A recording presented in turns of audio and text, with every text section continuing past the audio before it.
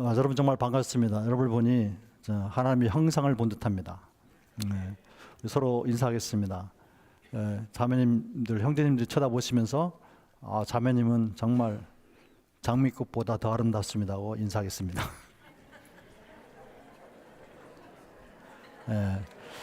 진심을 담아서 인사해야 됩니다. 인사는 진심을 담아서 인사해야 돼. 우리 자매님들은 형제님 보고 형제님은 하나님의 형상을 닮았습니다 인사하겠습니다. 우리 이제 그런 인사를 받으면 우리 형제님들은 함부로 이제 앞으로는 화를 못 낼 겁니다. 이제 하나님의 형상을 닮았기 때문에. 정말 여러분 반갑습니다. 정말 여러분이 보니 예수님을 본 듯하고 하나님의 얼굴을 본 듯합니다. 너무 감사합니다. 제가 강의 시작하기 전에 제가 기도를 좀 하겠습니다. 천지 만물을 말씀으로 창조하신 창조주 하나님을 찬양하며 경배드립니다.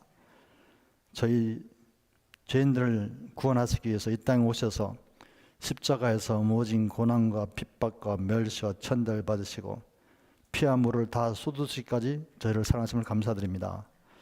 하나님, 저희들은 그 하나님의 죽음보다도 강한 사랑이 없다면은 정말 한순간도 살 수가 없고 한 발짝도 앞으로 나갈 수 없는 연약한 죄인들임을 이 시간도 고백합니다.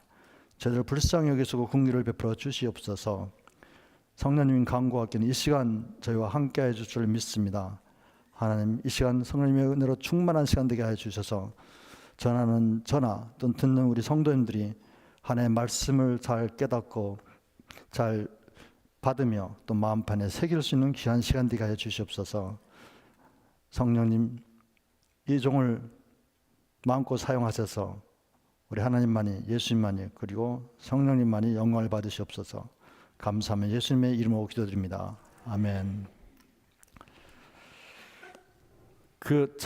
제가 어렸을 때 저 고향이 제주도라서 이제 어렸을 때 특히 여름에 이제 마당에 멍석을 깔고 하늘을 보면요, 하늘이 그렇게 아름다웠어요. 그렇게 아름답고 별이 총총하고, 와, 세상에 그런 하늘을 갈 수 있으면 어떨까라는 생각도 들었고, 또 한편으로는 그 별들이 너무 신기해가지고, 야, 저 별들 어떻게 공중에 뜰 수 있을까라는 생각도 했었어요. 그래서 어린 마음에 돌을 막 돌멩이라고 막 던져봤거든요. 다 떨어지더라고요.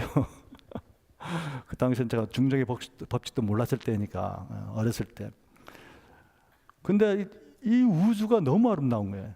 너무 아름다워요. 여러분, 우주하면 딱 생각나는 게 뭡니까? 광대하다, 그렇죠? 그리고 너무 아름답다.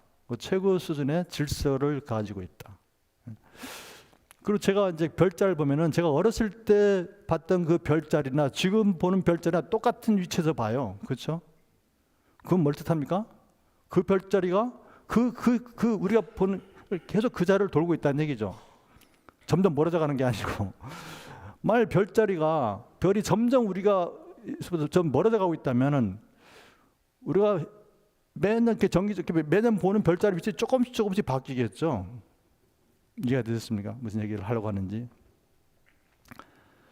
그러면은 이 우주가 어떻게 창조됐을까? 저는 우주 천체 과학자는 아닙니다. 그래서 오늘 제가 드린 그 내용은 저도 과학자 중에 한 사람으로서 과학에 대한 일반적인 지식과 상식을 가지고 한번 생각해 보자는 얘기죠.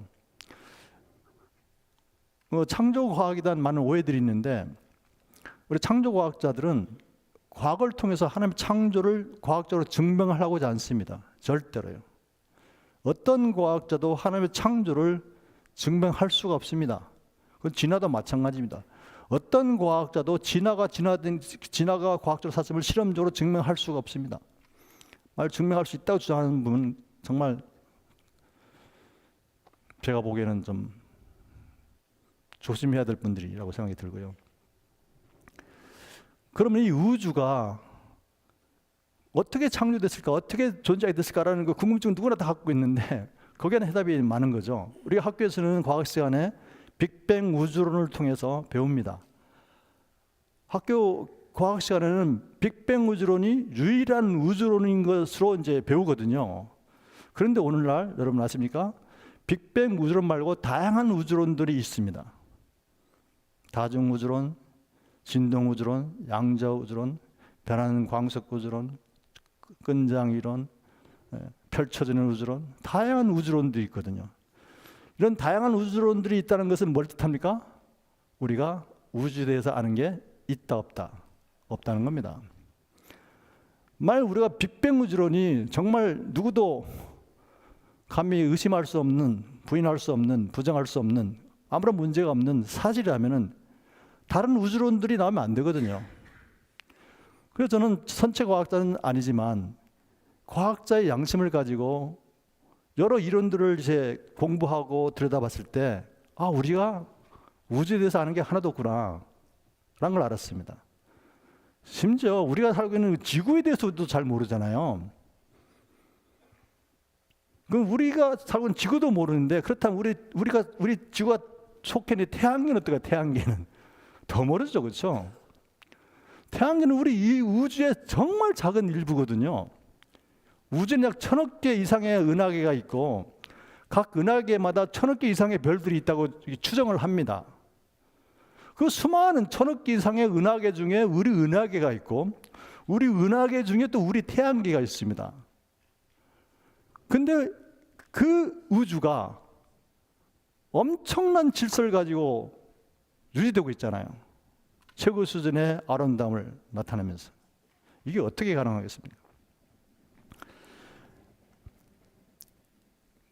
이 우주론에 대해서도 이제 사람들이 많은 얘기를 하죠. 그래서 과연 우주가 어떻게 만들어졌을까? 저는 옛날 진화론과 빅뱅 우주론을 철저까지 믿었던 사람이기 때문에 생물들은 진화돼서 발생했고 우주는 빅뱅에서 만들어졌다고 믿었던 사람입니다. 이 지구를 보게 되면요, 정말 지구처럼 생명체가 살기 완벽한 조건을 갖고 있는 별이 없습니다, 사실은. 근데 이 우주에는 수많은 별들이 있기 때문에 그 수많은 별 중에 지구와 같은 조건을 갖고 있는 별이 있지 않을까라고 과학자들이 기대를 하는 거죠. 그래서 지구와 같은 별을 찾고, 만약 지구에서 진화에 의해서 생명체가 자연적으로 발생해서 온갖 종류의 생명체가 다 이렇게 진화했다면은 지구와 같은 조건을 갖고 있는 그 어떤 별에서도 똑같이 생명체가 자연적으로 발생해서 진화했을 거라는 믿음 때문에 지구 외에 다른 별에도 생명체가 있는가, 외계 생명체를 찾는 그런 프로젝트를 나사를 중심으로 하고 있잖아요. 세티, 그게 대표적인 세티 프로젝트입니다. 근데 우리가 또 중요한 사실 우리가 기억해야 될 것은 세상에 많은 이론들이 있고 많은 사상들이 있고 많은 지식들이 있고 많은 주장들이 있지만 그게 다 옳다는 건 아니에요. 과학적인 많은 이론들이 있지만 그게 전부 다 옳다는 게 아닙니다. 저도 꽤 유명한 과학자 중에 한 사람이지만 누군가가 이론을 발표하면은 과학자들은 잘하는 게 뭐냐면 그걸 검증하기 시작합니다. 하나하나씩 검증.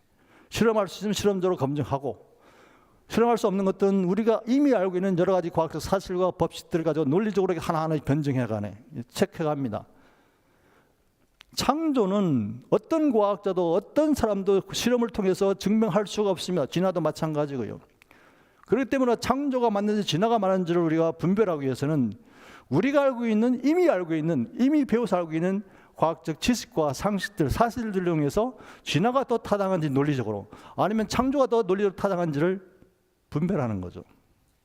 그 일을 저는 하고 있습니다. 그래서 저는 이게 연구 분야는 나노 기술을 연구하는 나노 과학자지만 저에게 공식적인 직함이랄까, 신문은 이 창조과학을 통해서 하나님의 창조를 변증하는 창조실험 변증가입니다. 저는 그렇게 저 자신을 소개하고 싶습니다. 예. 이 지구를 보게 되면 지구가 생명체 살 수 있는 조건이 크게 여러 가지가 있지만, 아까도 제가 우리 지구에는 생명체 살기에 좋은 그런 보호 장치들이 적어도 이제 4개 이상 있다 그랬잖아요. 그거로 이 지구를 보시면 그림 이렇게 사진을 보시면은 지구에는 대기권이 있습니다. 대기권이 없다면 지구는 생명체가 살 수가 없습니다. 지구에 대기권이 없다면은 낮과 밤의 기온차가 너무 커서 생명체가 살 수가 없습니다. 그리고 대기권이 없다면 지구에 그 기후 현상도 안 일어나고요. 그리고 에너지와 물질의 이동이 제대로 안 일어납니다. 그러면 또 지구는 또 죽은 별이 됩니다. 또 지구에는 또 그리고 물이 있습니다. 물이 굉장히 중요해요. 물은 생명이라 그러잖아요, 그렇죠? 왜 그러냐면 지구 상의 전체 표면의 약 70%가 물로 덮여 있고 그 중에 한 98%는 바닷물이고요. 우리가 먹는 물은요, 정말 1%도 안 됩니다. 먹을 수 있는 물은. 그리고 지구상에 존재하는 모든 생명체들이 식물이건 동물이건 사람이건 곤충 전부 다 약 70%가 물입니다. 구성이. 그냥 물이 없으면 죽는 거죠. 그러니까 과학자들이 지구 외에 다른 별에 물이 있는가, 물의 흔적을 막 찾잖아요. 예? 물이 있으면 생명이 있을 거라는 그런 가정하에. 그런데 중요한 사실은 물은 세 가지 상태가 있죠. 고체, 액체, 기체가 있습니다. 근데 생명체가 존재하려면 반드시 액체 상태의 물이 있어야 되고 그 액체 상태의 물이 지구처럼 약 70%가 지구 전체를 물로 덮어 있어야 돼요. 다 바다와 같은 그런 게 있어야 된다는 얘기죠. 그리고 또 딱딱한 땅이 있어야 돼요. 땅이 있어야지 거기에 생물들이 막 자라거든요. 이런 게 네 개의 권역으로 이제 지구가 돼 있죠. 근데 지구의 네 개의 권역은 정말 놀라울 정도로 미세하게 조정되어 있습니다. 창조 당시에는 좀 완벽하게 그 조정이 돼 있었는데 생명체 살기 가장 좋은 조건으로. 근데 그게 인간 욕심으로 점점 망가져지기 시작했죠. 지금 아주 그냥 망가지고 있지 않습니까? 그럼 지구만 보더라도 이 지구가 얼마나 미세하게 조정되어 있는가를 알 수가 있는데 이 우주는요, 정말 말할 수 없을 정도의 높은 수준의 정밀도를 갖고 있습니다. 우주의 미세 조정도가 조금이라도 0.0001% 조금이라도 틀어진다면 우주 자체가 존재할 수가 없고 생명체가 존재할 수가 없습니다. 또 우주가 움직이고 있잖아요, 그렇죠?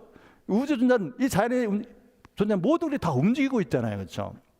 그럼 뭘 뜻합니까? 왜 움직이죠? 움직이려면 뭐가 필요합니까? 힘이 있어야죠, 그렇죠? 힘을 막 공급해야 돼요. 그리고 온 우주의 모든 피조물들이 움직이고 있다는 것은 누군가가 힘을 계속 움직일수록 힘을 주고 있다는 얘기죠. 그 힘을 누가 주고 있을까요? 하나님. 그런 힘은 저절로 안 만들어지는 거예요. 성경 히브리서 1장 3절에 보니까 하나님의 능력의 말씀으로 만물을 붙드시며 라고 이렇게 기록되어 있습니다. 만물을 하나님 능력의 말씀으로, 하나님의 말씀은 바로 그 능력 그 자체잖아요. 그런데 주로 과학자들은, 하나님 믿지 않는 과학자들은 그런 게 전부 다 우연히 존재한다는 거예요. 그 힘은 크게 네 가지 힘이 있습니다. 네 가지. 강력, 양력, 중력, 방사성. 네 가지 힘인데 그 네 가지 힘들이 크기가 다 있거든요. 그 힘이 조금이라도 이제 틀어지면은, 다르면은 생명체가 또 살 수가 없어요. 놀랍게 이 우주는 정말 놀라울 정도로 미세하게 조정되고 있는 거죠. 이런 놀라울 정도의 미세한 조정은 어떻게 오랜 시간만 주면은 저절로 되겠습니까? 그럼 상식적으로 생각해 보세요. 어떤 질서를 만들자 그러면 그 질서는 저절로 안 만들어지잖아요. 그렇죠? 누가 생각하면서 에너지도 가고 힘도 가면서 질서를 만들었을 때 그게 만들어지는 거죠. 그래서 이 자연계가 아름답잖아요. 아름다운 이유가 있다 그랬죠. 첫 번째 이유는 이 자연의 모든 것들이 다 일정 모양이 있습니다. 그리고 질서가 있습니다. 근데 모양이 있다고 해서 모양이 있다고 해서 질서가 있는 게 아니고 모양이 있다고 해서 아름다운 게 아니에요. 예를 들어서 레고 블락 하면 레고 블락 일정 모양이 있잖아요. 레고 블락을 그 바구니에 쌓아놓으면 아무런 아름다움이 없죠. 질서가 없으니까. 그러니까 모양도, 일정한 모양도 어떤 질서를 가질 때 아름다움이 생기는 겁니다. 그런 이런 모양과 질서는 또 저절로 만들어지는 게 아니에요. 그 일단 모양과 질서가 가능하게 하는 원리들이 있어야 되거든요. 그 원리들이 바로 과학 법칙이고 자연 법칙입니다. 그렇게 창조됐기 때문에, 그런 특징을 갖고 있기 때문에 이 세상의 모든 것들이 다 아름답죠. 그 아름다움의 최고봉은 바로 인간입니다. 인간. 왜요? 저와 여러분을 누구답게? 하나님답게 창조하셨기 때문에. 저는 그 말에 참 어떤 때는 굉장히 송구스러워요. 나 같은 죄인이. 정말 돌아보면 너무 추악하거든요. 거울 볼 때는. 정말 추악해요. 근데 나 같은 죄인이 하나님은요, 나를 닮았다 그래요. 나를 닮았다. 그 말이 얼마나 송구하면서도 감사한지 몰라요. 나의 추악한 죄악된 모습 속에도 하나님의 형상이 있다는 거예요. 그래서 우리가 죄인들을 아무리 악할지라도 우리가 다가가서 복음을 전해야 되는 이유가 거기 있는 거죠. 하나님의 형상을 우리가 회복시켜야 되니까. 어쨌든 창조 넷째 날부터 6날까지 오늘 이 시간 할 텐데요. 하나님께서 첫째 날부터 사실은 이 우주의 시간을 창조하시고 우주 공간을 만드시고 첫째 날 지구를 만드셨어요. 근데 그 지구는 어둠 속에 있었고 지구 전체가 물로 덮여 있었습니다.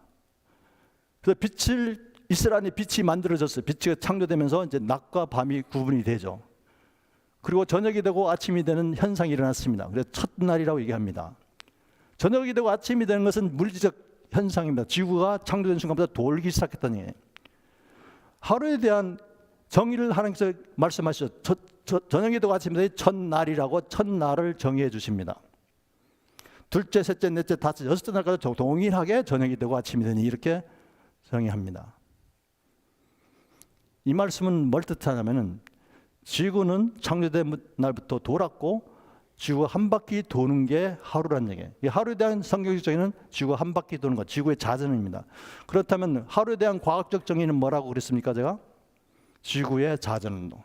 지구가 한 바퀴 도는데 걸리는 시간을 하루 24시간 과학적 정의라 그럽니다. 근데 놀랍게도 성경에서 하루에 대한 정의가 저녁이 되고 아침이 이게 과학적 정의하고 정확히 일치한다는 얘기죠. 따라서 성경의 창조 주간의 하루는 우리가 지금 세고 있는 24시간 하루가 같다는 거예요. 그렇게 이해하는 게 맞습니다.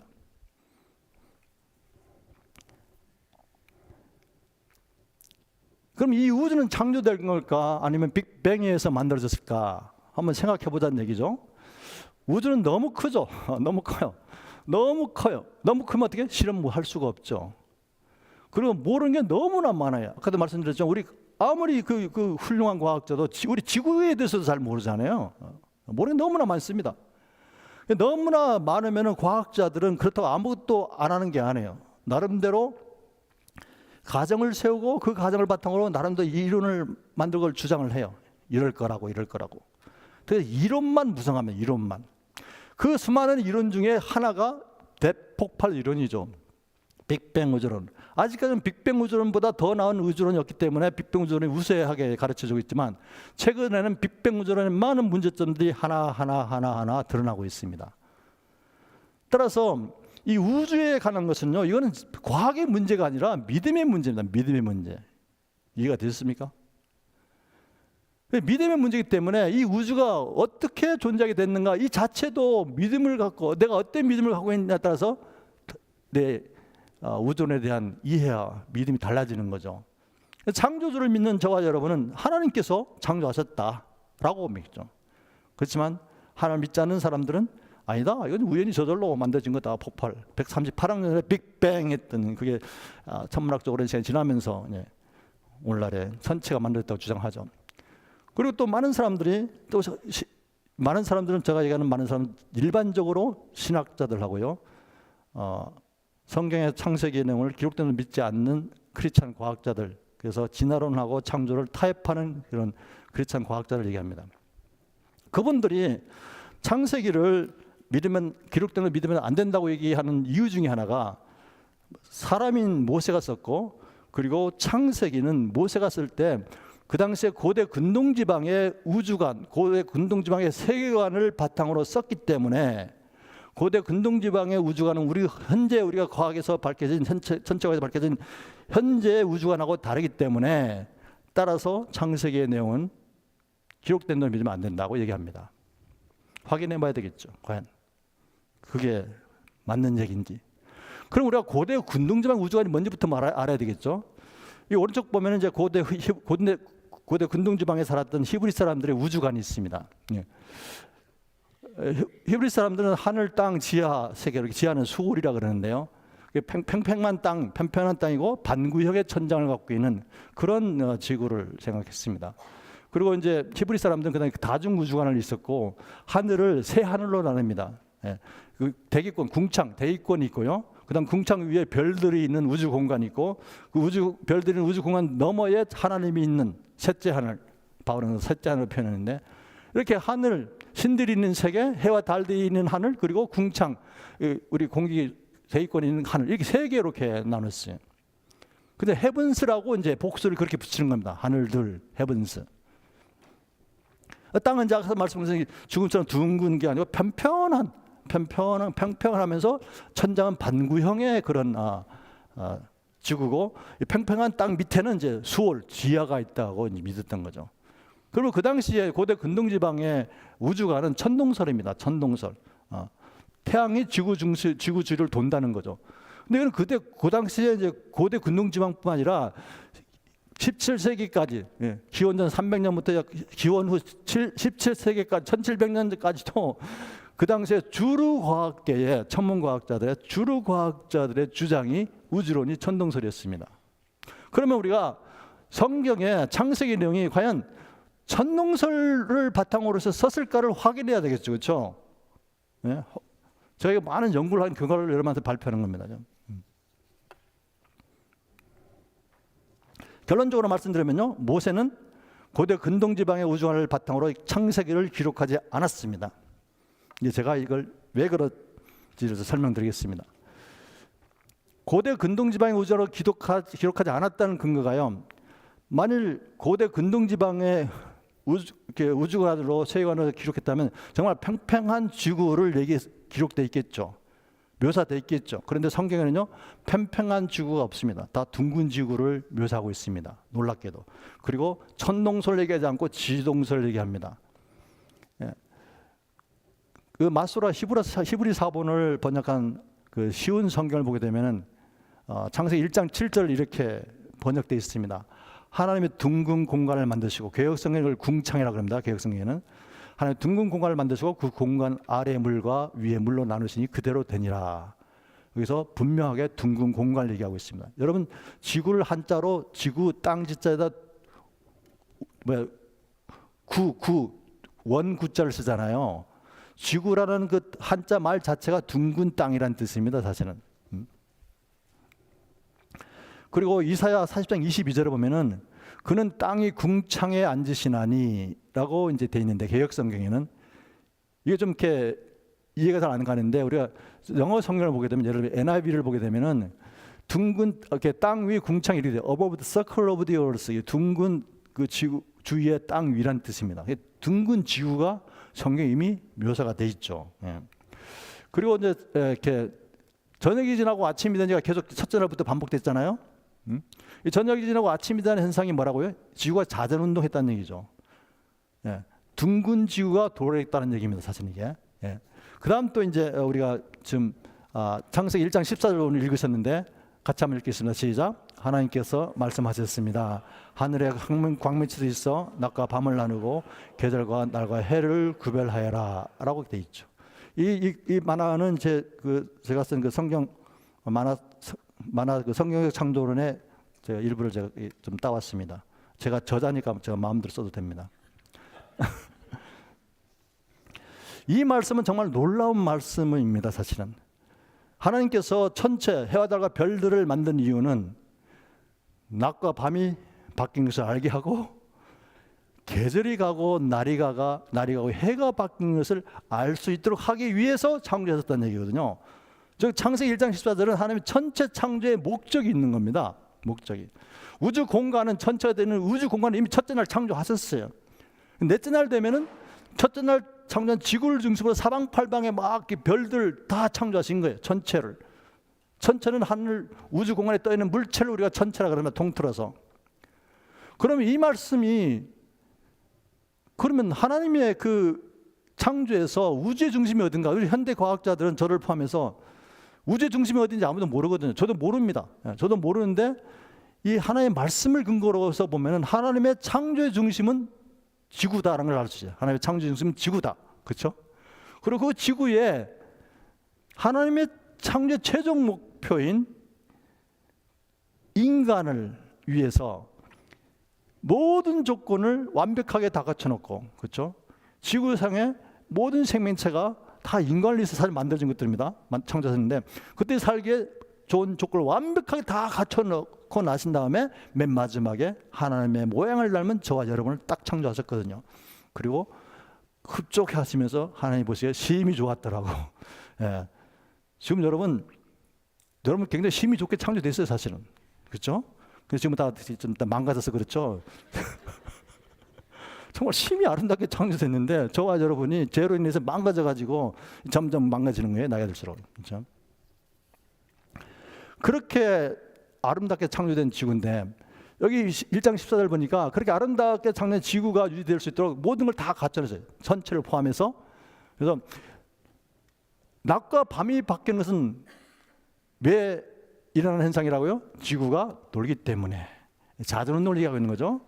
그 다음 그러니까 낮과 밤이 바뀌는 자전, 이거는 천동설 얘기하는 게 아니죠. 예. 그 다음 또 계절과 날, 계절이 바뀐다? 해가 간다? 이거 왜 계절이 바뀝니까? 왜 해가 매년 바뀌죠? 그렇죠. 지구가 태양 주위를 돌기 때문에. 그렇지 않습니까? 태양이 지구의 주위를 돌면 그런 일이 안 생겨요. 지구가 태양 주위를 돌고 있다는 얘기입니다. 그리고 우리가 하늘 전체를 보게 되면 이 뭐 징조도 알 수가 있고 이게 어떻게 이렇게 그 계절이 바뀌고 그런 걸 다 알 수 있잖아요. 그냥 우주에 그런 걸 알 수 있도록 질서 있는 우주 전체가 창조됐음을 이 말씀은 얘기하는 거 아니겠습니까? 따라서 우리가 이 말씀을 근거로 보게 되면은 하나님은 모세는 하나님의 감동에 의해서 썼는데 창세기를 그 당시에 고대 근동지방의 우주관을 갖고 쓴 게 아니란 얘기예요.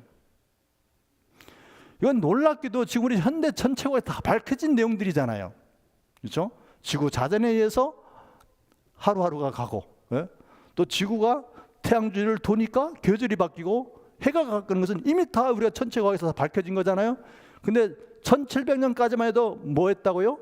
아니었다는 얘기죠. 1700년까지 해도 태양이 지구 주위를 돌고 있다고 그렇게 그런 우주관을 그 당시에 주류 과학계가 다 갖고 있었던 거거든요.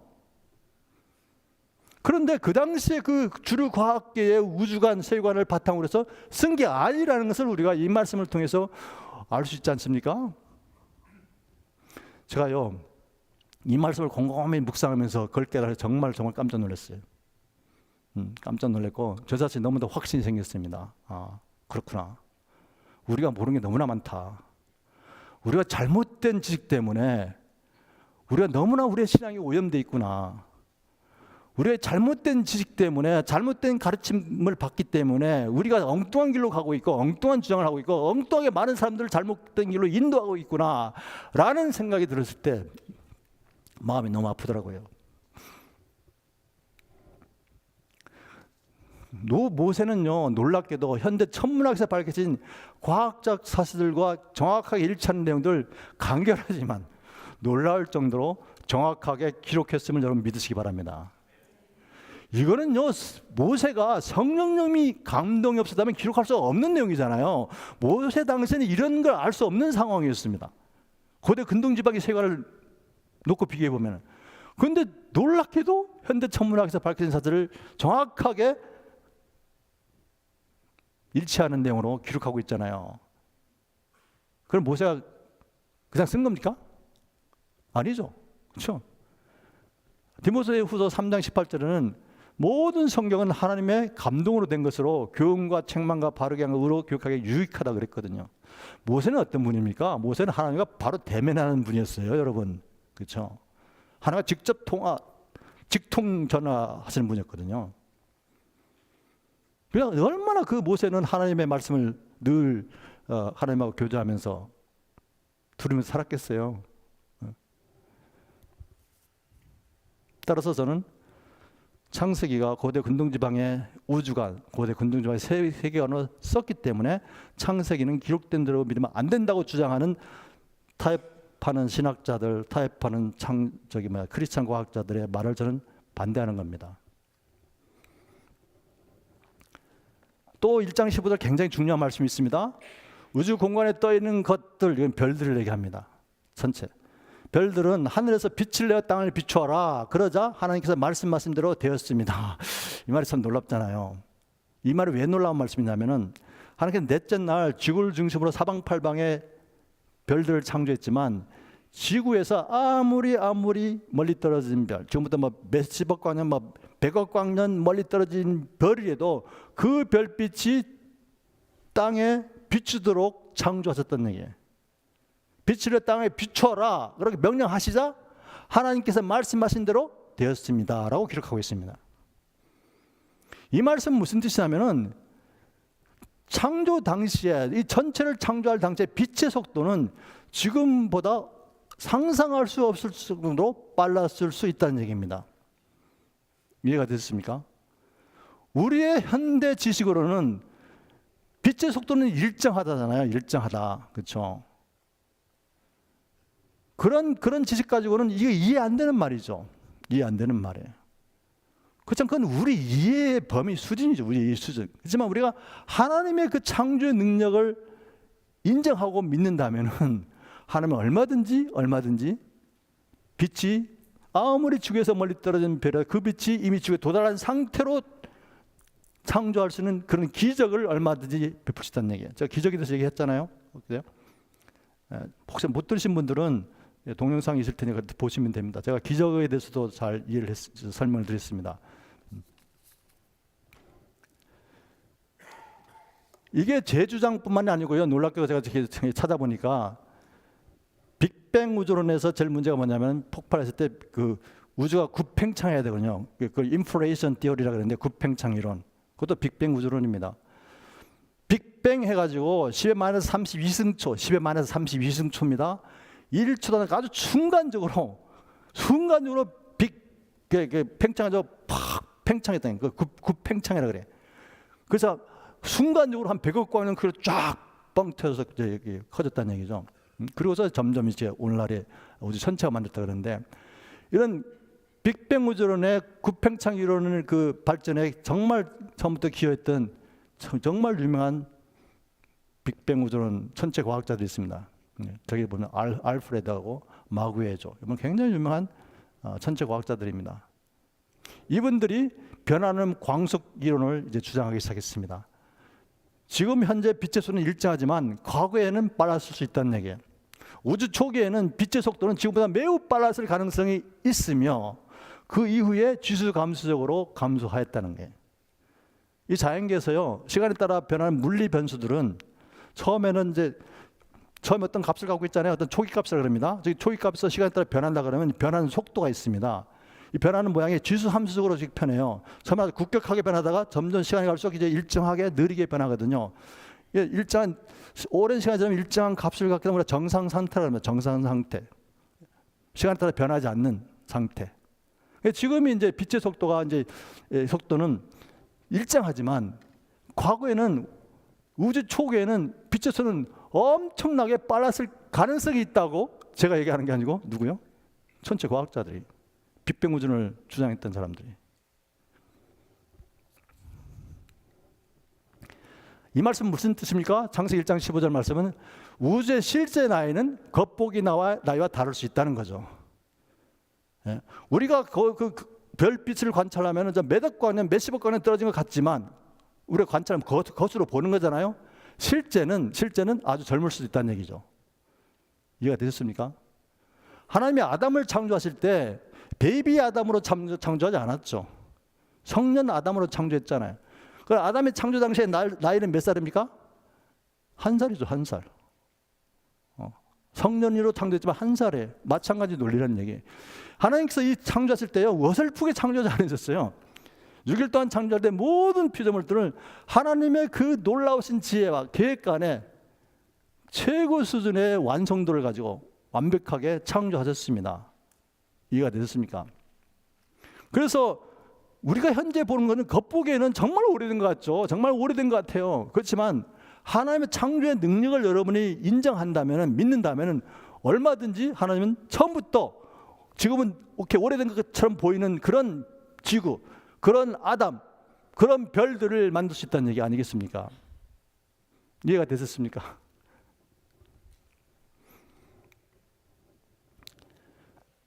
천체 창조를 하신 목적이 이제 1장 14절에 나와 있었죠. 그래서 1장 14절 말씀은 천체 운행에 필요한 우주 법칙들을 하나님께서 만드시고 적용하게 하셨다는 것을 이제 암시하는 내용입니다, 사실은. 예. 그래서 이거 이제 말씀드린 거고요. 예. 이미 제가 말씀을 드렸습니다. 예. 이 복습이 굉장히 중요하더라고요. 예. 이 반복 교육이 제가 해보니까요, 반복 교육이 굉장히 중요합니다. 예.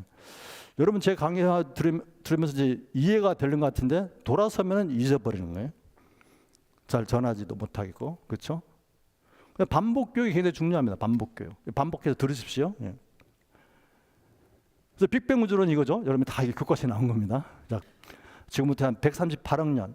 제가 그 중고등학교 다닐 때는 우주의 나이가 200억 년이라 해서 200억 년. 그러다가 뭐 150억 년. 요즘은 138억 년. 이 진화론을 주장하는 사람은 뭐 몇 억 년 아주 우습게 얘기한다요. 우습게 왔다 갔다 하고. 이 국팽창 이론이죠. 빅뱅 우주론 국팽창. 지금 밝혀진 게 뭐냐면 우주가 팽창하고 있다는 거죠. 밝혀진 게. 저는 우리 창조과학자들 그걸 좀 믿죠. 그건 인정하죠. 왜냐하면 사실이니까. 근데 팽창하고 있다면 이게 팽창하는 걸 이렇게 거꾸로 가면 한 점에 보이겠죠, 그렇죠? 그게 아인슈타인의 특수 상승, 아주 일반 상승 이론이 하면 팽창을 이렇게 계속 축소해서 하다 보면 한 점에 딱 모여요. 그러면 온 우주에는 에너지 물질이 어느 한 점에 딱 모이겠죠, 그렇죠? 그 점을 우리가 특이점이야, 특이점. 아주 작은 점, 탁구공보다도 작은, 작은 점에 온 우주에 존재하는 에너지가 다 갇혀 있었다는 얘기예요. 그거는 빅뱅 했다는 얘기죠. 무슨 의미인지 모르겠지만 빅뱅 했다는 거예요. 근데 지금 그 그림에서 보는 것처럼 밝혀진 게 우주가 가속 팽창이죠. 아까도 말씀드렸죠. 어떤 시간에 따라 변하는 물리량은 오랜 시간이 지나면 그 속도가 변하는 속도가 느려져야 되거든요. 그런데 놀랍게도 이건 우주는 점점 더 빠르게 우주 멀어질수록 점점 빠르게 팽창하고 있다는 거예요. 그건 놀라운 사실이죠. 그러니까 이게 전체 과학 빅뱅 우주를 이렇게 주장했던 분들이 기대한 거하고 전혀 다른 결과가 나온 거예요. 지금 계속 팽창하고 있기 때문에. 그래서 이게 문제인 거죠. 이걸 해결해야 되는 거예요. 이제. 그럼 왜 팽창하고 있는가? 다 이유가 있을 거 아니에요, 그렇죠? 팽창하려면 뭐가 있어야 돼요? 힘이 있어야죠. 에너지가 있어야 되는 거예요, 그렇죠? 그러면 이 우주가 계속 가속적으로 팽창하고 있는데 그 팽창하게 하는데 필요한 에너지는 도대체 뭐냐? 어디 있느냐? 발견할 수가 없어요. 관찰할 수도 없고. 그래서 모르긴 하지만 그걸 팽창하게 하는 에너지가 있다. 그걸 우리가 관찰할 수도 없고 볼 수도 없기 때문에 우리가 다크 에너지, 암흑 에너지라고 하자. 그래서 암흑 에너지가 거기서 나옵니다. 그 다음 또 지구가 이렇게 팽창하면서 지구 전체가 그 일정한 질서를 유지하고 있잖아요.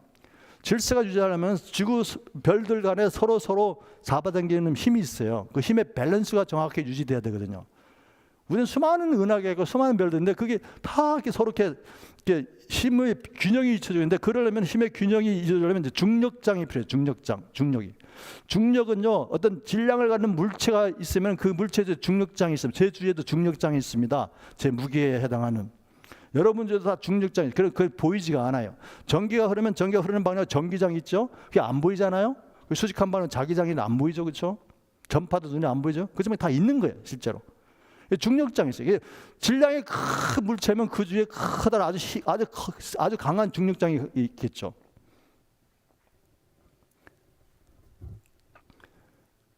그럼 이 중력장에 이게 어떻게 전달되는가? 그걸 이제 뉴턴은 설명 못했죠. 뉴턴 역학으로는. 그렇지만 아인슈타인의 그 일반 상승 이론에 의해서 시공간을 통해서 중력이 전달된다. 그게 이제 해결된 거죠. 그래서 어쨌든 이 일반 상승 이론을 적용해서 쭉 추측하다 보면 어느 한 점에 모이는 건데 팽창하는 겁니다. 굿팽창해요. 예. 근데 가속 에너지가 뭐냐? 그리고 또 그렇게 하면서 우주의 질서가 유지되고 있는데 그 질서가 유지하는데 또 큰 중력이 있어야 되는 거죠. 그래서 중력은 어떤 물질이 있어야 되잖아요. 그 물질이 있어야 중력이 만들어진다 그랬잖아요. 근데 그 물질을 볼 수가 없는 거예요. 확인할 수가 없는 거예요. 예. 그러니까 우주는 암흑 에너지가 있고 팽창하는 데 필요한 에너지 그리고 그 우주의 전체들의 질서를 유지하려면은 중력이 서로 작용해야 되는데 그 중력을 만드는 어떤 물체가 있을 거다. 물질이 있을 거다. 그 눈에 안 보이지 그러면 다크 매러 암흑 물질이라고 하자라고 한 겁니다.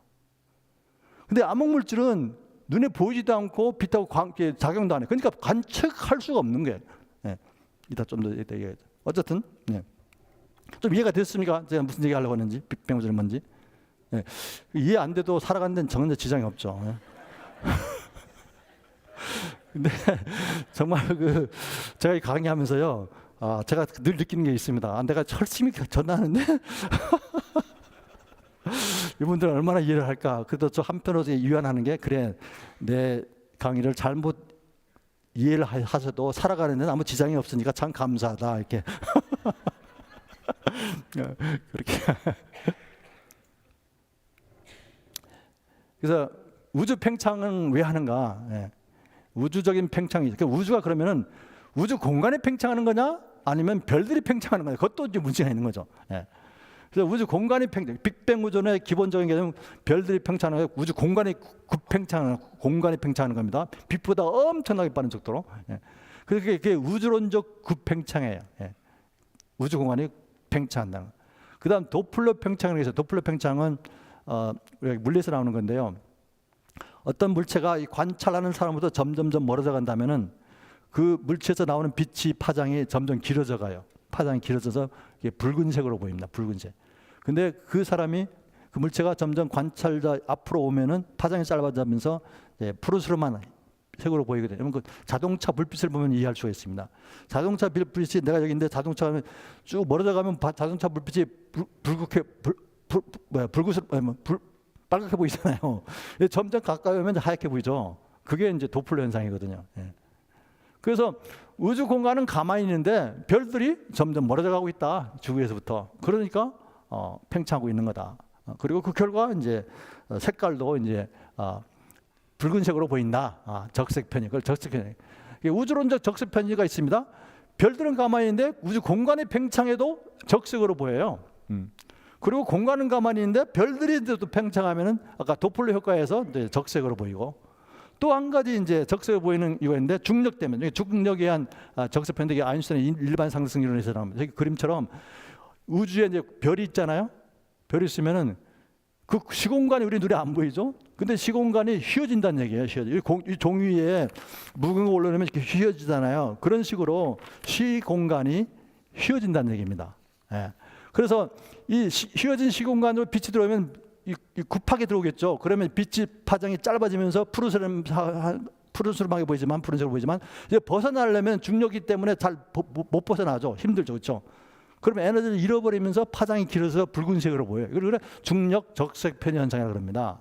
그러니까 붉은색으로 보이는 이유가 몇 가지가 있는 거예요. 이해가 됐습니까?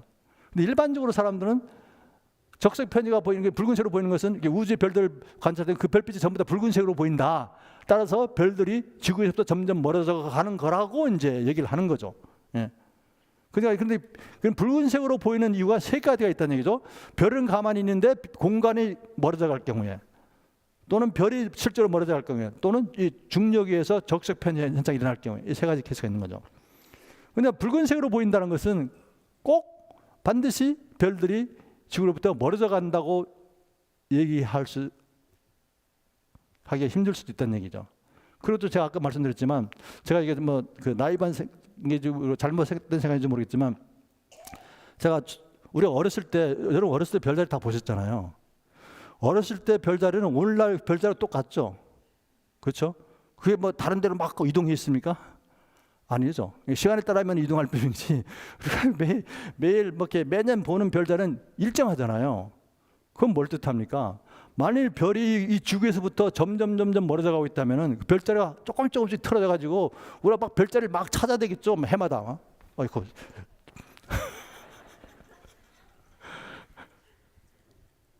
제가 좀 오버 액션했습니다, 그냥. 예. 그래서 우주 가속 팽창의 문제점이 있는 겁니다. 우주 공간의 팽창이 필요한 에너지는 도대체 무엇이냐? 계속 가속 팽창하고 있다 그랬죠.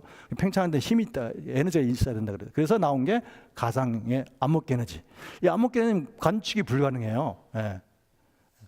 그리고 이제 우주가 우리가 실제 볼 수 있는 에너지, 물질이다. 우리가 실제 갖고 있는 이 물질이 우주 전체 약 5% 이내, 약 4%, 5% 이내를 차지하고 있고, 그 나머지 눈에 보이지 않는 물질이 26% 암흑 물질. 그리고 그 나머지가 암흑 에너지로 이제 채워졌다는 거예요. 예. 그러면 가속 팽창하려면 에너지가 지금 계속 가속 팽창하고 있다는 말은 뭡니까? 에너지가 계속 필요하다는 얘기죠. 그렇죠? 예. 여러분 휘발유 자동차 차 운전할 때 가속하려면 어떻게 되냐? 페달 막 세게 밟잖아요. 그래서 가솔린을 많이 공급해야 되잖아요. 에너지를 많이 줘야 되거든요. 많이 만들어내야 되는 거예요. 그냥 가속 팽창하려면 에너지가 계속적으로 만들어져야 하기 때문에 이거는 무슨 법칙이 위배된다고요? 에너지 보존 법칙이 위배되는 거예요. 에너지 보존 법칙이 뭘 뜻하다 그랬습니까? 여러분 강의를 들으신 분들은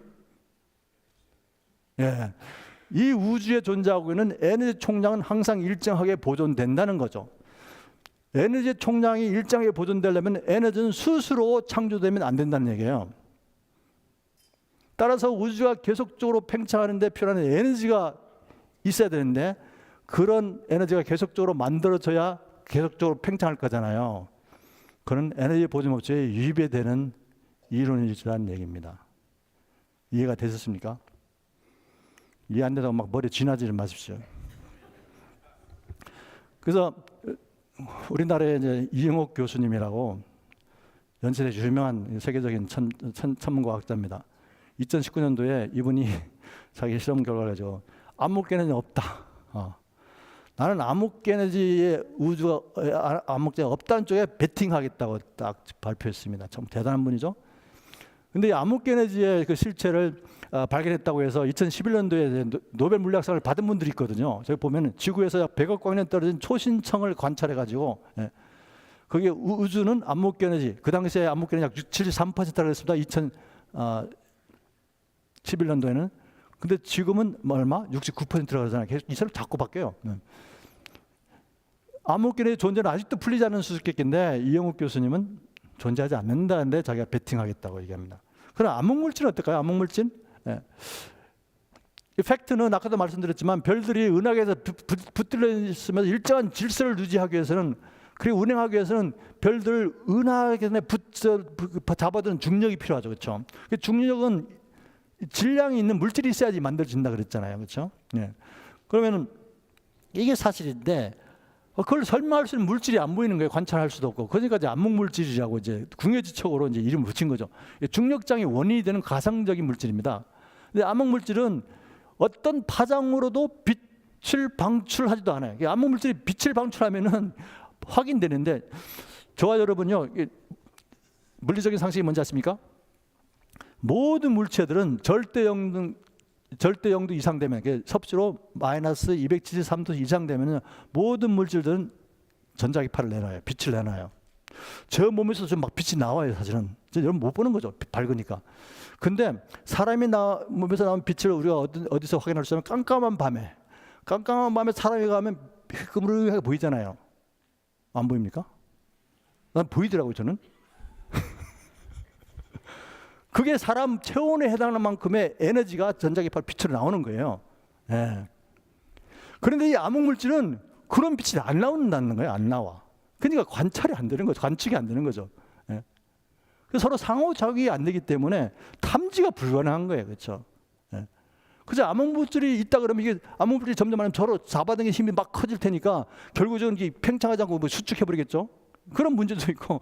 그러니까 암흑물질도 이제 확인이 안 되는 가상적인 물질입니다. 근데 마치 학교에서는 과학 시간에 암흑에너지도 존재하고 암흑물질도 존재하는 것처럼 막 얘기하잖아요. 그래서 일반 물질과 상호 작용하지 않기 때문에 관측조차 불가능한 게 암흑물질이고 암흑에너지라는 거예요. 이건 뭐다? 과학법칙에 위배되는, 과학법칙에 어긋나는 현상에 그럴듯하게 끼워 맞춘 가설적인 이론이라고 보는 게 맞습니다. 그러니까 현재 이제 전체 과학자들이 목숨을 걸고 막 그냥 하는 게 뭡니까? 암흑에너지를 찾는 거, 암흑물질을 찾는 거. 그거 찾으면 노벨상 받으니까요. 우리나라도 암흑물질 찾는 연구소가 있습니다. 땅속 깊이 땅을 굴을 파가지고요. 그 농담이 아니고 실제 그렇게 해요. 뭐 거의 뭐 한 1000m 이하 지하를 파가지고 거기서 어떤 그 방해를 받으면 안 되기 때문에 그렇게 어려운 환경에서도 연구하시더라고요. 최근에 암흑물질은 없다라는 엄청난 또 주장이 나왔습니다. 전체 물리학계 엄청난 피아니죠. 그다음 이제 뉴턴의 중력으로는 중력 법칙으로는 설명할 수 없었는데 이제는 그 modified Newtonian law, gravity law, 그 보정된 그 뉴턴력학으로 이 우주의 질서가 어떻게 유지되고 서로 중력이 작용하는지를 설명할 수 있다는 거예요. 그런 새로운 이론을 이제 발표했어요. 작년에. 이건 이제 우리 한국의 이제 최규현 교수님하고 미국 케이스 웨스턴 리저브 대학의 교수님하고 국제 연구팀을 만들어서 그 암흑물질 가설에 대한 경쟁 가설의 중력의 고전적인 법칙, 뉴턴의 법칙으로 이제 그걸 모디파해 가지고 설명할 수 있음을 이제 밝히는 그런 연구 결과가 이제 밝혀지고 있습니다. 그게 뭘 뜻합니까? 제가 얘기하고 싶은 하는 그 포인트가 뭡니까? 암흑 에너지 가상적인 거다. 아무도 모르는 거 있다. 암흑물질도 마찬가지다. 그런데 놀랍게도 점점 과학이 발달할수록 암흑물질과 암흑에너지가 존재하지 않는다는 것을 주장하는 사람들이 있고 그런 결과들이 나오고 있다는 거죠. 이해가 되셨죠? 무슨 얘기인지? 예. 그러면은 우리가 빅뱅을 사실은 다 이렇게 수학으로 풀거든요. 제가 이렇게 수학을 좋아해서 이렇게 해보면은, 근데 빅뱅에 사용하는 수학은 아주 고등 수학은 아닙니다. 사실 제가 박사과정 때 사용했던 수학은 굉장히 고등 수학이었는데 정말입니다. 근데 그 빅뱅 우주론의 수학은 그렇게 고등 수학은 아닌 것 같더라고요. 어쨌든 수학으로 합니다. 그럼 우리가 빅뱅 우주론에 대해서 수학적인 지식도 없고 천체 물리학에 대한 지식도 없더라도 빅뱅으로 과연 이 아름다운 최고 수준의 아름다운 질서를 갖고 있는 우주가 만들 수 있는가를 확인할 수 있으면 얼마나 좋겠어요, 그렇죠? 네, 그럼 누구나 확인할 수 있잖아요. 그걸 제가 고민했더니 있더라고요. 너무 쉬워요. 대폭발로 우주가 만들 수 없음을 우리가 천문학에 대한 지식도 없고 수학에 대한 지식도 없더라도 분별할 수 있는 방법입니다. 그것은 폭발에 대한 일반적인 상식만 알고 있으면 된다는 얘기예요. 폭발에 대한 일반적인 상식이 뭡니까? 예. 폭발 물질은 스스로 존재하지 않죠. 원인 없는 폭발이 일어나지 않죠. 이걸 이제 빅뱅 우주론자는 설명 못하는 거예요. 예. 그 특이점에 있는 온 우주의 가장 에너지는 어디서 나와, 어떻게 해서 왜 존재하게 된 거냐, 그리고 무슨 이유로 폭발했는가, 그걸 설명 못하죠. 그 다음 이제 우주의 모든 에너지를 한 점에 가둬둘 수 있다고? 여러분 우주의 에너지가 얼마인지 아무도 모르거든요. 사실은 정확히 몰라요. 추정할 수 몰라죠. 엄청난 양이겠죠. 엄청난 크기에 엄청난 밀도의 에너지가 물질이겠죠. 그게 한 점에 갇혀 있을 수 있을까요? 우주 공간에서? 그렇게 할 수 있는, 가둬둘 수 있는 기술이 있습니까? 그렇게 가둬둘 수 있는 어떤 장치 있습니까, 여러분? 상상해 보세요. 생각을 해 보십시오. 불가능한 일 아닙니까? 에너지가 고도의 밀도, 아주 그냥 고농도 농축되어 있으면 그렇게 어때요? 터져버려. 터지기 굉장히 쉽거든요. 그걸 또 가둬둘 수 있는 그런 용기 장치도 현대 과학으로는 힘들어요, 만들기가. 그다음 또 이제 빅뱅에 대한 이제 폭발에 대한 기본적인 상식이 뭡니까? 폭발은 종류와 크기에 상관없이 그 결과는 항상 무질서죠. 그렇죠? 어떤 목적, 파괴시키는 목적 외에 다른 목적성을 가질 수가 없어요. 예. 폭발의 목적은 폭발시키는 겁니다. 파괴하는 것. 그런데 폭발을 통해서 질서를 만드는 그런 목적을 가질 수가 없어요. 그렇죠? 예. 이게 상식이죠, 상식. 그 다음 또 폭발에 대한 기본적인 상식은 뭡니까? 폭발로 생긴 무질서는 아무리 오래된 천문학적인 시간이 주어진다 하더라도 폭발로 생긴 무질서가 스스로 질서로 발전하는 일이 일어날까요? 죽었다 깨어나도 안 일어나죠. 그렇죠? 이게 제 논리인 거예요. 폭발로 빅뱅 일종의 폭발이잖아요. 그렇죠? 엄청난 에너지가 한순간 빅뱅 했는데 그럼 그 폭발한 물질이 사방으로 막 퍼졌을 거 아니에요. 그렇죠?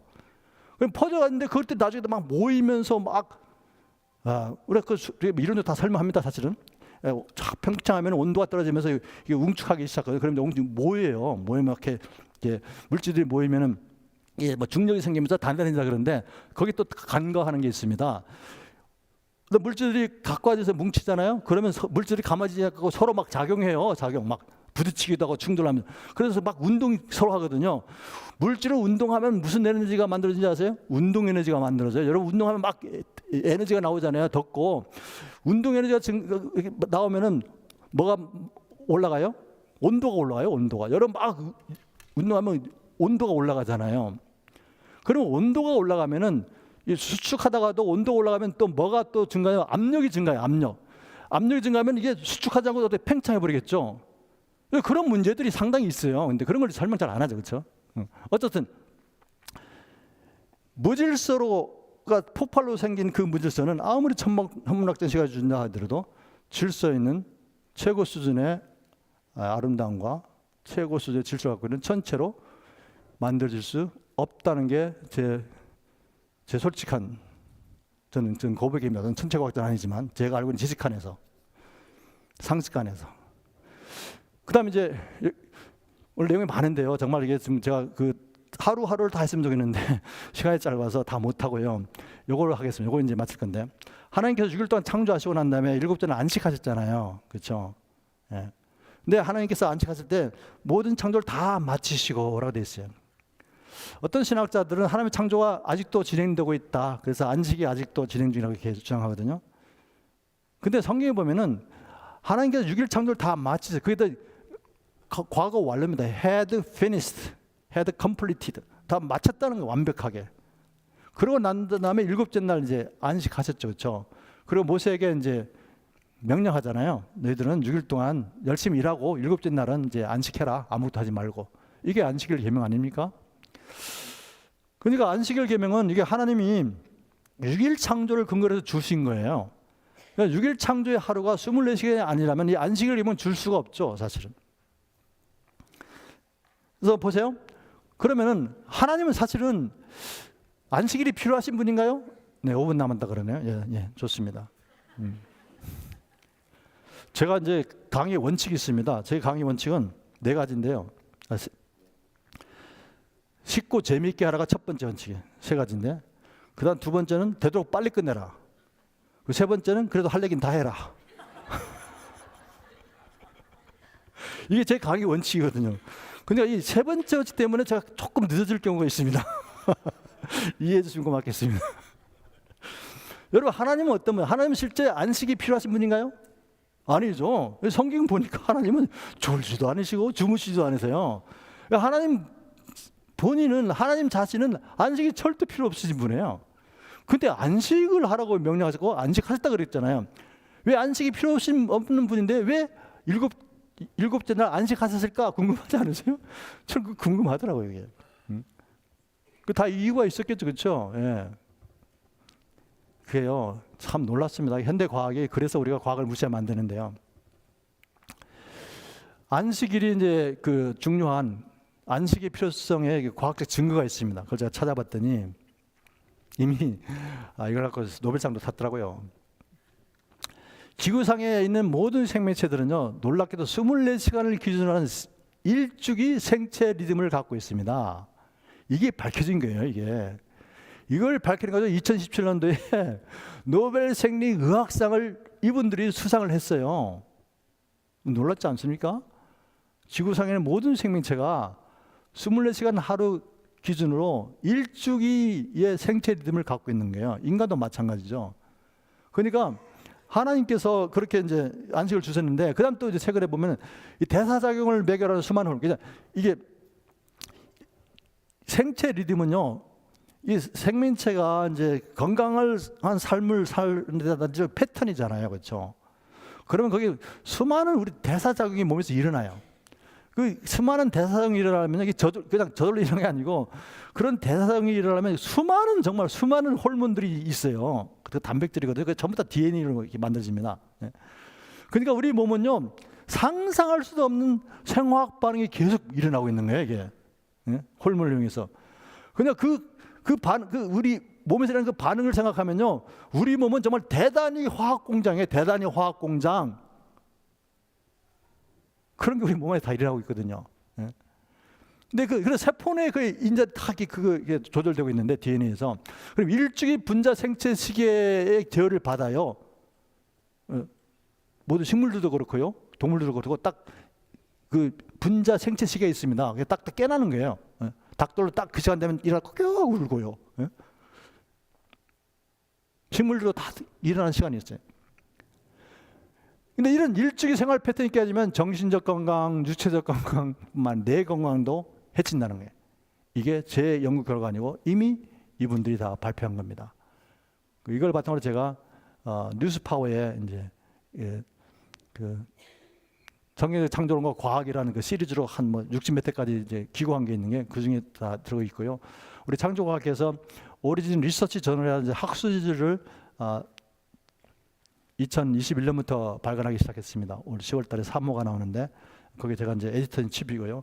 거기에 또 제가 논문으로 기고했던 내용입니다. 이 내용들이 혹시 여러분들이 필요하시면은 찾아보시면 됩니다. 한국창조과학회 홈페이지 가면 됩니다.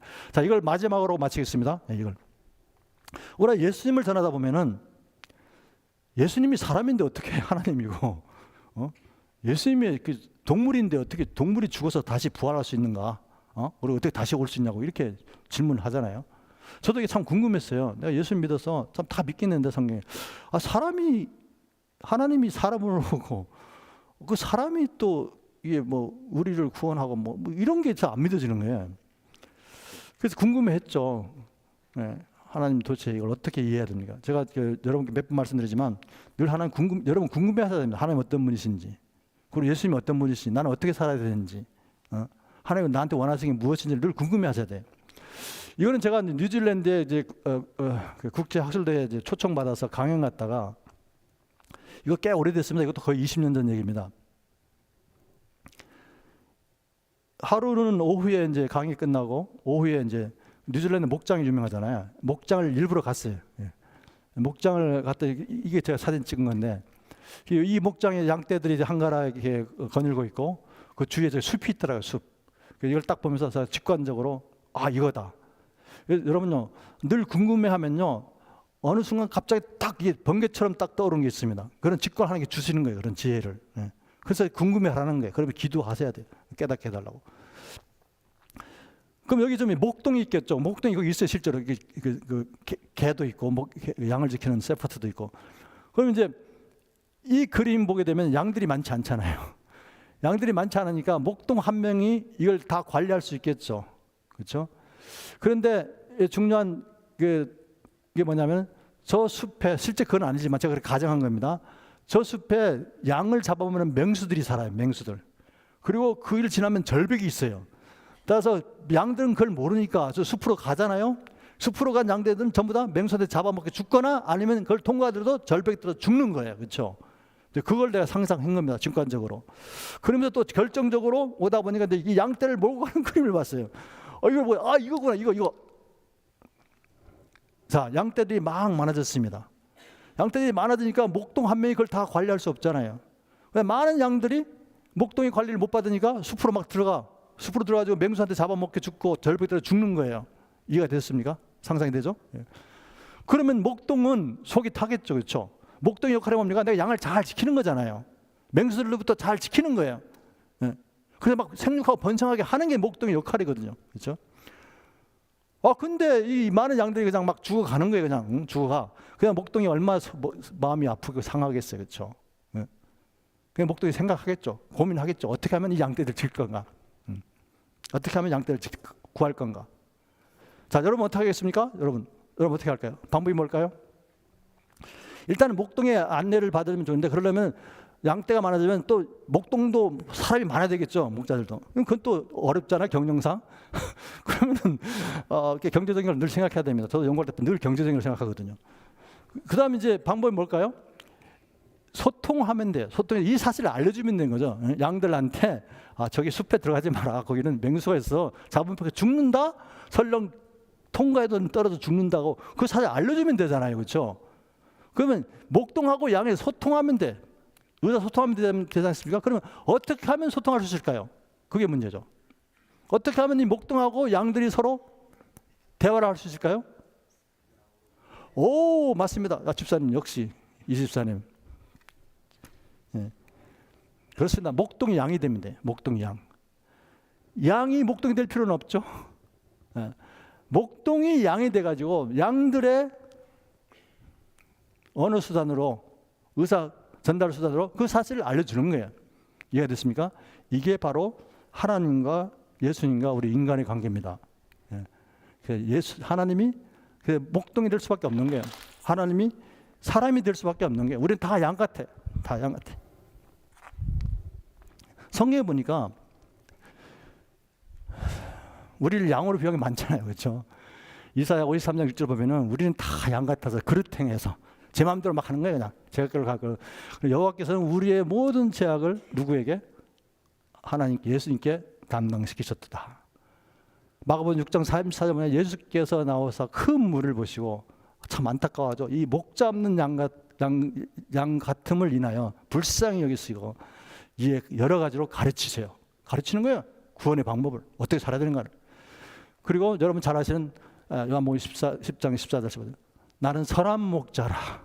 내가 내 양을 알고 양도 나를 아는 것 같이 아는 것이 아버지께서 나를 아시고 내가 아버지를 아는 것 같으니 나는 양을 위하여 목숨을 내버리노라 라고 말씀하시죠. 제가 이 말씀을 근거로 이 그림을 좀 이렇게 찾아봤어요. 요즘 이 땅 오셔서 정말 가르치시잖아요. 구원의 방법도 가르치고 본도 보이시고 어떻게 살아야 되는가 말씀도 하시고 그렇습니까? 우리 죄악을 위해서 우리 죄를 사하시기 위해서 십자가를 그 저주의 십자가를 지시고 정말 고통스럽게 그 골고다가 올라가면서 죽으셨죠. 그렇죠? 죽으셨어요. 하나님의 사랑은요 정말 죽음보다 강한 사랑입니다.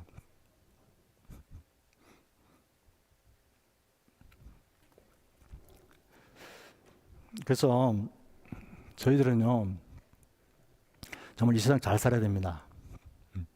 하나님의 사랑을 생각하면서 진리의 특징입니다. 진리는요 유일해야 합니다. 진리의 특징은 유일성입니다. 그리고 불변해야 되고 간단하고 명확해야 돼요. 많은 사람들이 세상 사람들이 기독교를 욕하는 것 중에 하나가 뭐냐면 왜 예수님만 믿고 구원받을 수 있냐는 거예요. 예수님만 믿고 구원받을 수 있냐. 예수 외에도 다른 방법이 있다는 거죠. 근데 진리의 특징을 모르는 사람이 그렇게 얘기하는 겁니다. 진리의 특징은 뭡니까? 유일해야 돼. 유일. 두 개 이상이면 그건 더 이상 진리가 아니라는 얘기예요. 보편적인 사실이지.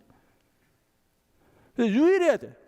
그러니까 기독교의 구원신앙은 유일한 겁니다. 왜? 예수님만이 길이요 진리요 생명이기 때문에 그 유일성에 진리의 특징인 유일성에 부합하는 게 기독교의 구원신앙이라니까요. 그리고 변함이 없어야 돼. 변함이 없어야 되죠. 변함이 없죠. 그리고 간단해야 돼요. 간단해야 돼.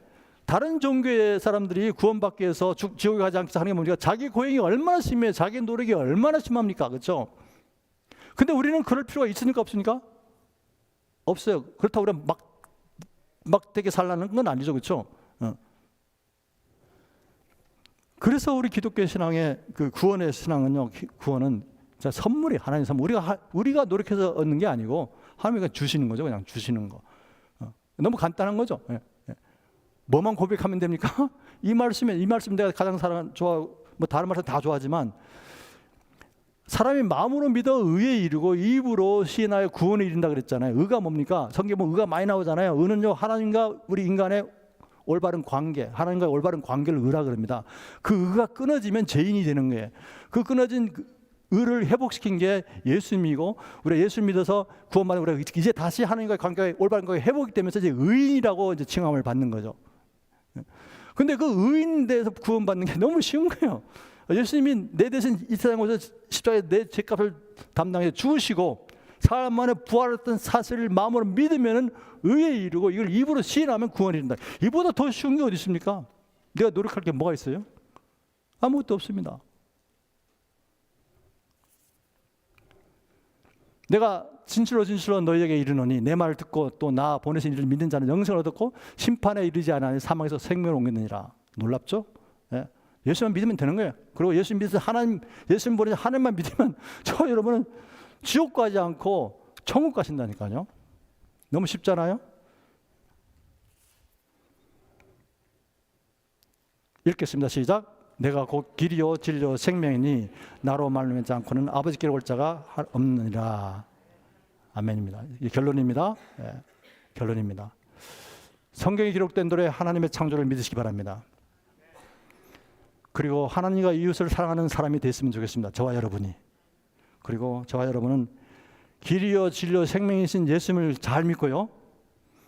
그리고 늘 기뻐하고 기도하고 감사하는 겸손한 사람이 됐으면 좋겠습니다. 이게 예수 그리스도 안에서 우리를 향하신 하나님의 뜻입니다. 그래서 하나님의 뜻대로 사는 사람이 성령 충만한 사람입니다.